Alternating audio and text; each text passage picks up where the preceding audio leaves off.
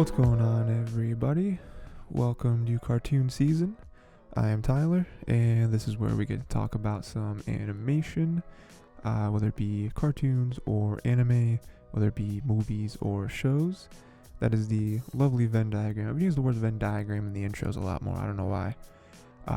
Venn diagram of the what can be covered in this. And today we're going to talk about a cartoon movie.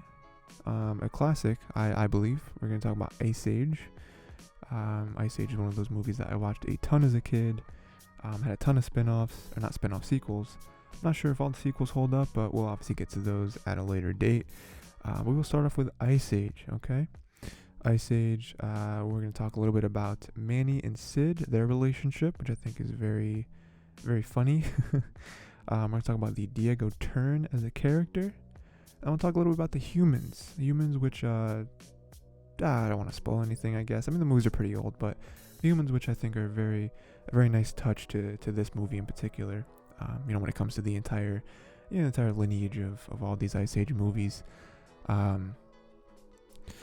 yeah, before we get into it, make sure to go to the Tiger T YouTube channel or other various podcast services where you can find more episodes of this lovely show, as well as going to either or both, I guess, the Tiger T Twitter or my own personal Twitter, if that's your thing.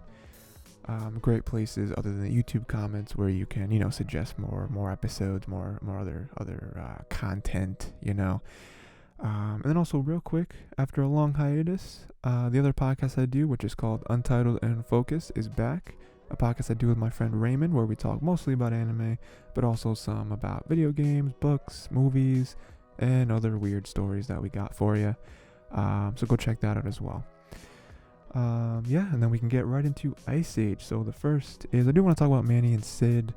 I think their dynamic is really what carries the movie, at least at its core.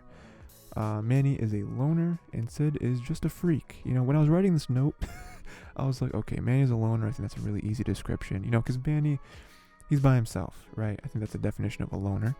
And, but, he, in more ways than one, because not only is that his personality, where, he doesn't want to talk to anyone, doesn't want to do anything with anyone, left alone. He's the one that was going the other way with the Ice Age. He was, embracing the Ice Age. He was like, I'll be happy when all you are gone. But also, he is the only mammoth that we see in the entire movie, other than the drawings. So I mean, I think that also hurts him on a personal level because he doesn't have any other mammoths to relate to. He doesn't really have a family, and he doesn't have anyone else to call a group. Whereas everyone else, there's millions of types of animals everywhere, so it's like they at least have a collective that they can go back to and have some common ground. Manny doesn't. But then when I was describing Sid, I was like, what do I describe Sid as? And I just went to freak. That's what he is. He's a freak. And he's not really loved. His own family left him. He's very obtuse as a character. He doesn't really mesh well with anyone necessarily. He kind of gets into everything, and he's an idiot. He messes with everyone. He doesn't really mean it, but it's kind of what happens. And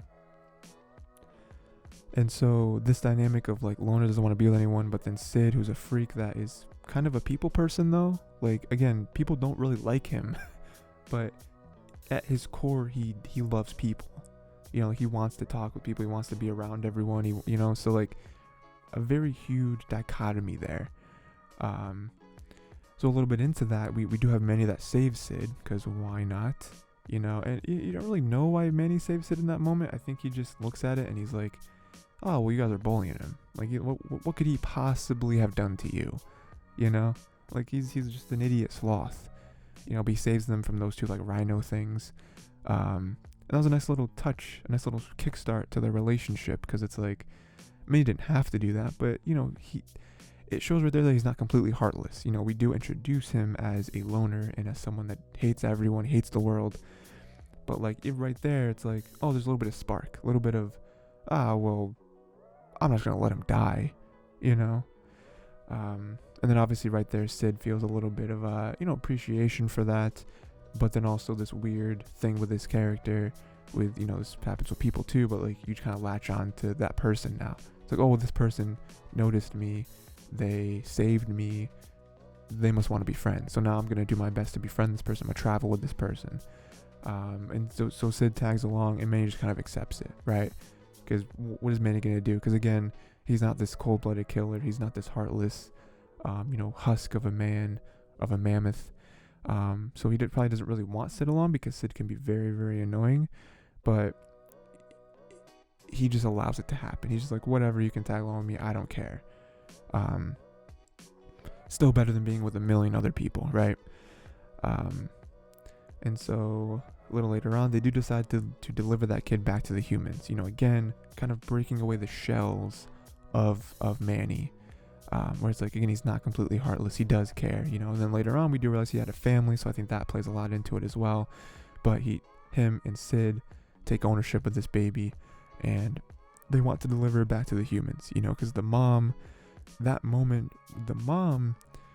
was huge, because in that, that showed that she would do anything for that kid. And maybe it was just blind optimism, or maybe she saw something in the mammoth's eyes that showed that he is a good, nice, caring creature enough to want to take her baby, and she trusts this random mammoth to deliver this baby back to its father and its village, and they do a pretty good job. I mean, obviously, end goal, they complete it, but in the moment, I think Manny and Sid are both very caring of this creature, that they don't really have to be, like, they don't have any obligation to get this kid back to its people, especially it's a human. We know that humans don't really like animals like that, especially like mammoths. I mean, we know what, again, later on we see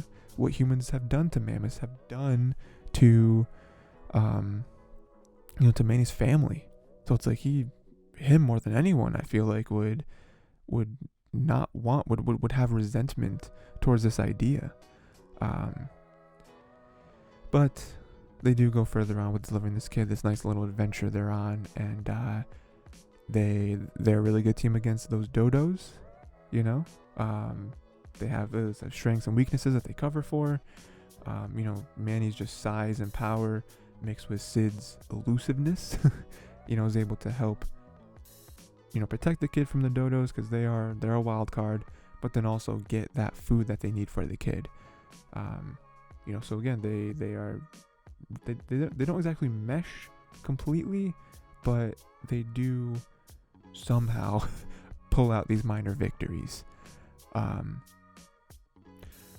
And then we do have a nice little relationship there where Manny does kind of mess with Sid at every opportunity, and it kind of goes both ways. I think Manny more so just because Sid is Sid, and Sid just has this naturally, like, you just look at him and you want to mess with him, And I think him with Diego, I think definitely helps, because they both are more so like aggressors, and Sid just kind of has to take it.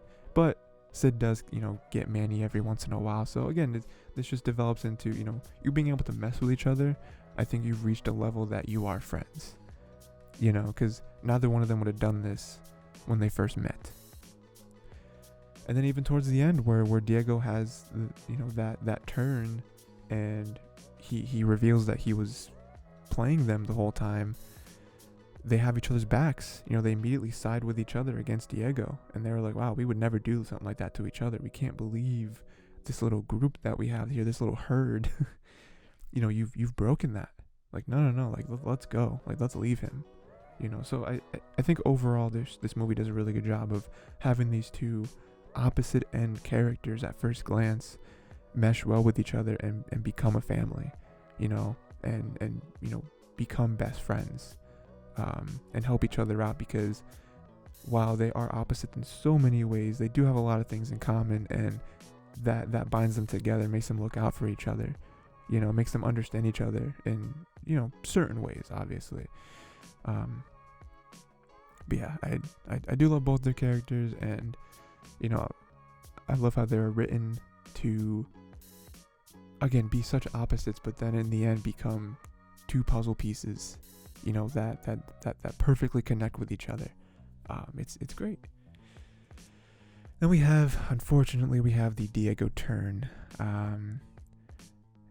And I don't think the turn, in itself, it was bound to happen, but I do like the lead up to this. So, like, to me, this could just be me speculating, but he always kind of had to prove himself to the pack, for whatever reason. Maybe he did have a history of messing up, but it seems like even with their brief little mission in the beginning where they were attacking the humans, it seems like they were always like attacking Diego. Like Diego has never done anything to, earn himself a place in the pack, and so like I think that drove him to kind of over promise and be like, you know what, I'm gonna get the kid.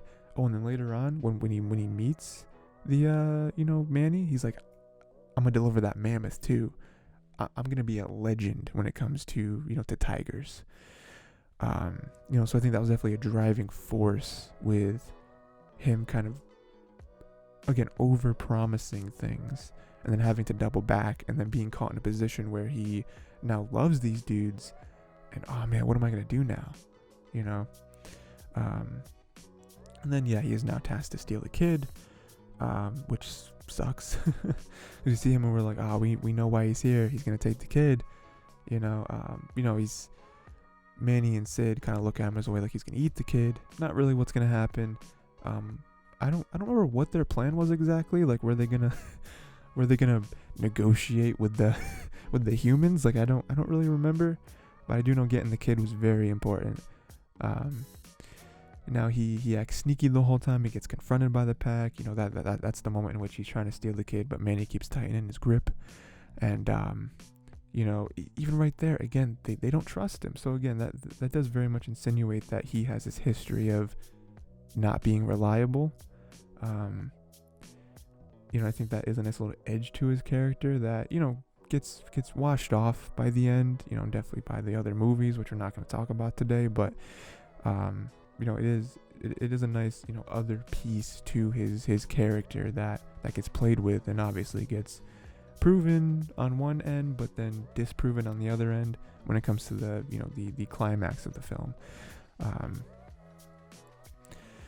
And then he starts to have fun, like throughout the movie you see that he loves these guys. He sympathizes with these guys. He realizes that this herd exists because they're all outcasts. Like you have Manny being a literal outcast, just species wise, where there's no other mammoths and he's by himself, so he's going to resent everything. We have Sid, who was forced to be an outcast because of just his personality. No one likes him. No one can stand him for more than 2 minutes, even his own family. And you have Diego, who again just seems, I guess, somewhat unreliable, and so he's always kind of the outcast within his own herd, and he's always having to prove himself and show that he does belong here and that he is an essential part to this team. And so them all thrown away and finding each other is like, well, we don't see each other's weaknesses like that because we're not grading each other on the same terms that other people would, because we just look at each other and we say, okay, well, we've been together and done all this stuff, like, we're cool. Like, we're cool with each other. We have no gripes with each other at this point because we've been through so much and had each other's backs for this whole adventure. Then we have like the dodos where he helps get the food for the kid. He's actually thinking of the kid in this moment. And then we have the ice slide where they're going down the slide and they're hopping and zipping around, and it's more to save the kid, and they kind of get forced into it. But by the end of it, he's the one who jumps out of it and is hyping it all up, and he wants to do it again, and he's having fun. It's not a covert ops mission anymore for him, or at least for a few moments he forgets that it is. And I think that's the effect that Manny and Sid have on him, not only because of what their personalities are, but also because these two have felt more like family to him than his pack has. And I think that's really where you start seeing him turn in a good way. And then I think what cements it for him is when Manny risks his life to save him. You know, when Diego isn't quite making that jump over the ice bridge. And then Manny decides to go down, get him, throw him over the thing, and then he falls into lava. And we think he dies, and he very well could have. He probably should have, but he doesn't. And he comes back, and Diego asks him, well, why would you do that? Why would you risk your life for me? You don't know me. I could be from anywhere. I could literally be leading you into an ambush. He doesn't say that, but that's basically what he's saying. And Manny's just like, because that's what herds do. We have our backs. We cover each other's backs, And that right there is definitely the moment in which Diego was like, I can't do this. I can't do this. These guys are my herd. These guys are my family. No one else has ever treated me this well. No one else has accepted me for who I am and like trusted me this much. And so then he decides to warn Manny instead of the ambush. And I love that. I love that again, the moment I just talked about is the moment when he decides that he loves these guys, but then this moment is the moment where he proves it, where he shows it, where he has actions. He's like, hey, there's an ambush. I'm leading you guys to an ambush. I'm doing it this whole time, but I'm warning you now because I can't see you guys die. I do not love those guys as much as I love you guys. And they hate him for it because they've been duped. But they do come back around because they eventually see that he is now risking his life, and he almost literally dies fighting off the other sabers. And so they accept him, and they see that, not only with that gesture of warning them is he now on their side, but him actually fighting for them, and again, almost dying. Like there's a moment at which they see him and they're like, Diego died. Diego literally just died. So I think Diego's character is probably the most interesting character out of all of them throughout this whole movie, because of, we see what his intentions were at the beginning, and then we literally see him grow and develop into this character that has more heart, and more than Sid or Manny, falls into a state in which he is comfortable, in which he doesn't have to keep working so hard to be something that he's not, and to reach these goals that just don't actually matter to him, and he's realized this now. But yeah, I love it. Great characters all around. We're gonna end on these humans. The guys at the beginning, they fight the sabers. We see some nice human action there, with the whole like caveman ideas, and fighting off saber-tooth tigers. Again, it's a nice way, even though we do have talking animals in this movie, for us to have humans and it not be weird that humans are a part of this, not be like, oh, we're like, the whole crux of the film is that animals can talk and we gotta hide it from them. Like, no, that has nothing to do with it. It's just humans exist in the world and they're fighting them off, and now we got a kid we gotta save. And then the mom gives Manny her kid. Crazy. Honestly, crazy. Like, nothing else she could have done. We assume she died. She got washed away by the river and just drowned. But like, wild that that's something that happened in the movie. But it works out in the end, And then the very ending, which is probably the most touching moment of the whole film, is that they see that they have the kid, and the dad kind of backs off the other humans and is like, no. And then, they deliver the kid back to him, and there's this like unspoken trust between them now of like, y'all are good. Y'all are some good humans, and the humans are like, y'all are some good animals. To have that, to like, and like, what must be going through this dude's head of like, how did this actually happen? Did they have, like, after all this time, again, time has passed. This was not just a few hours, days and days have passed, and now these humans have delivered me. It's not just like we stumbled upon them and we see that my kid is riding on the back of the mammoth, and now like we're like, oh, that's us. Like, no, it's like these animals have trekked all the way here to meet us, and they're eyeing us specifically, intentionally, to get this kid back to us. Like, it's incredible, you know.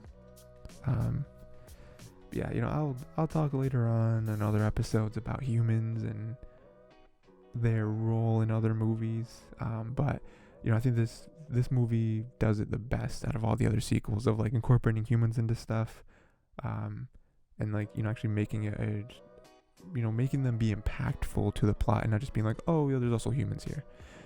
So I love that aspect of it. But yeah, that is everything. Overall solid film.